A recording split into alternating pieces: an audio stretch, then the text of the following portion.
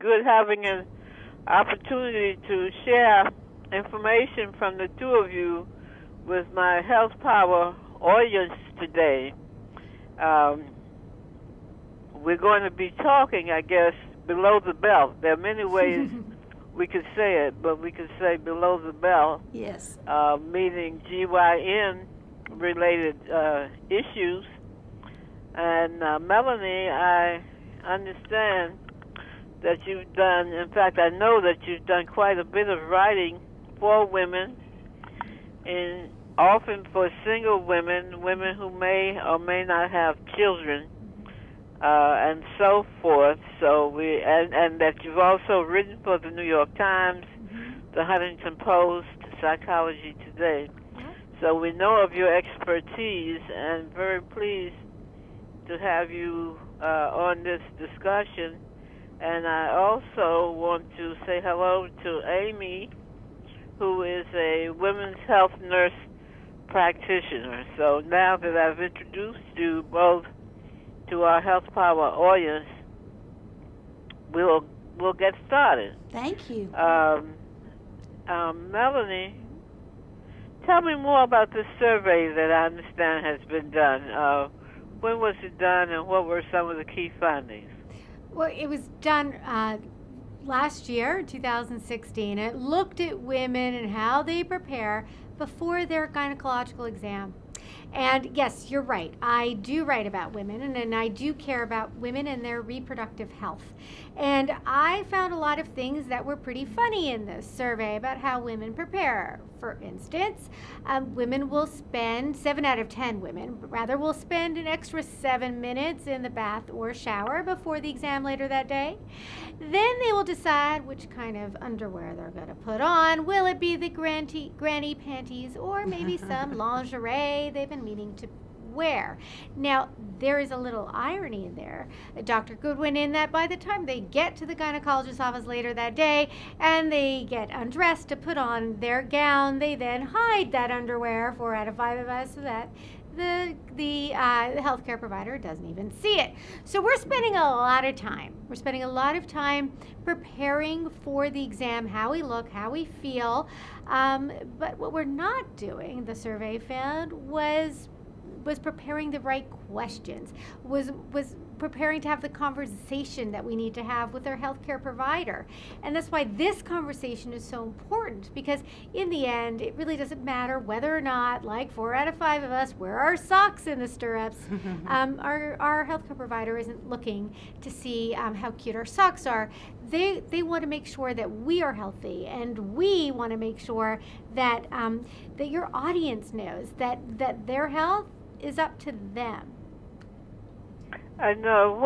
Just before I go to Amiee, what would be a few examples, 2 or 3 examples of the kinds of questions that women should be prepared to ask their healthcare provider about? Oh, that's a great question to ask me. So first is, what kind of cancer screenings do they need? And I know Amy's going to go in more detail about that.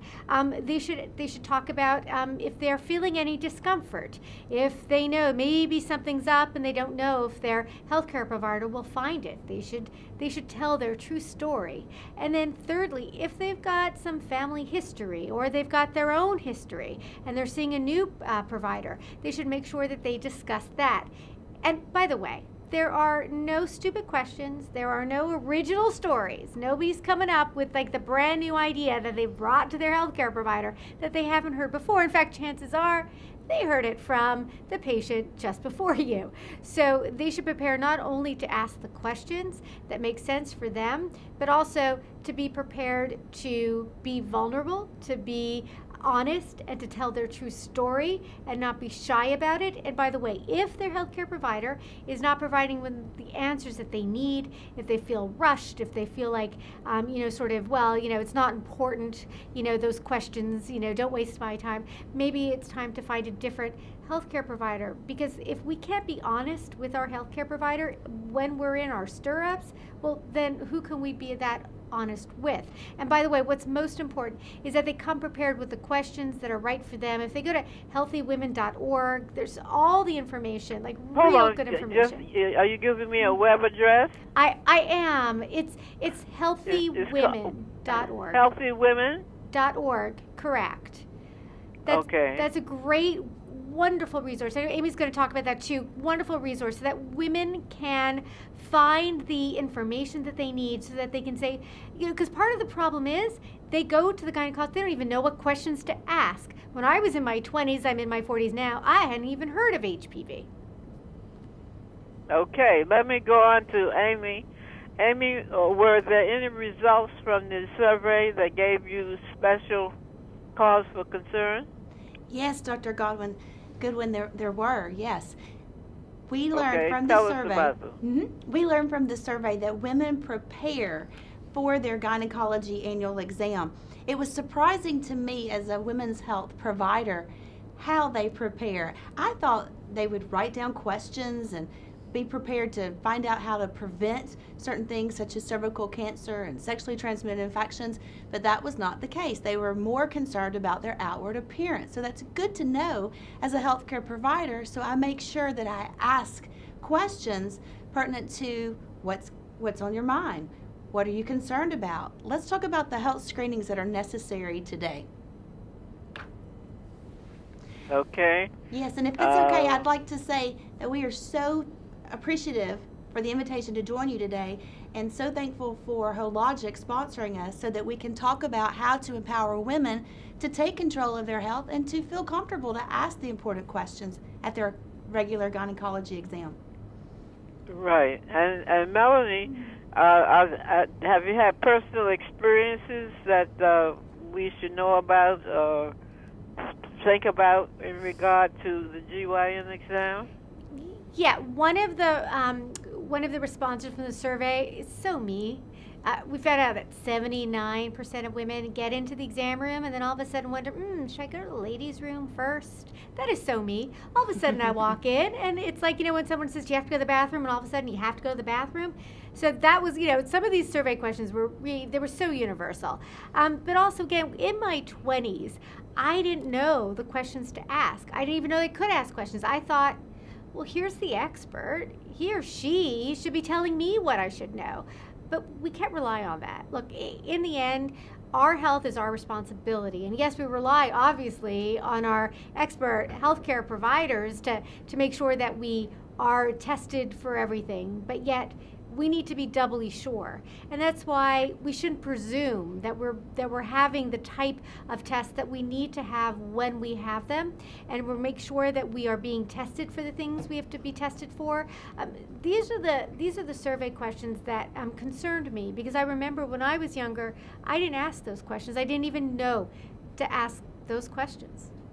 Right. And Amiee, let's be specific now for the women in our audience and tell us what specific screening tests you are recommending. Yes, Dr. Goodwin, thanks for for cervical asking. cancer. Yes, so cervical cancer screening is one of the most important screenings that a woman has throughout her life. At age 21, a woman should start cervical cancer screening. That should include a Pap test, and that should be repeated every 3 years. Women 30 to 65 years of age should have a Pap test plus HPV together, screening every 5 years. 30 to 65 should have the Pap plus what? HPV together, Pap okay, plus HPV. Now, I know what HPV is, but let's tell our general audience what HPV means. That's great. Yes, thank you. Human papillomavirus. It is a virus that is spread from skin-to-skin contact. No one is immune to it because it's skin-to-skin contact. So genital to genital, hand to genital, that's how it's contracted, human papillomavirus. But there are ways to prevent it. Such as? Such as, it's important that women have their annual exam to learn about the HPV vaccination, to learn about screening for Pap test plus HPV together. We encourage women to routinely use condoms and barrier methods, and to stop smoking or don't smoke, because smoking is also a risk factor for HPV, which can then lead to cervical cancer. Okay, does the smoking also increase the risk of cervical cancer generically? It does. Yes. Well, not so much genetically, like you would think of. No, I said generically. Oh, generally. generically. Yes, that's correct. Yes, we have recorded specimens of nicotine in the cervical swab. So yes, we know that those who smoke have increased risk because it's harder for those women to clear the virus, the human papillomavirus. I see. Okay, and to both of you, are there any specific tips or additional tips that you think women should have for interacting with their healthcare provider? Well, like I said, I'm an advocate for women and their reproductive health, and I want them to tell their true stories, not the stories they think they're supposed to tell, not the, don't be shy about what is going on in your life. Ask the questions. That's really what's most important. Come prepared. Again, if you are more focused on whether or not you're wearing your granny panties or your lingerie, it's okay, but you're probably focusing on things that are less important to your healthcare provider. Focus on the things that are important to you. Again, these pre-cancer screenings can save a woman's life. It can save your life. And tell your sister, tell your girlfriend, tell your mother, tell your aunt, tell your niece, tell your daughter to make sure that she's got these tests. So we can use the term like networking? Yeah, absolutely. I love that term. Yes, spread the word, spread the message. That's right. Cervical cancer screenings save lives, and it's so important to schedule an annual gynecology exam every year. And again, more information, go to healthywomen.org. Thanks, Dr. Goodwin.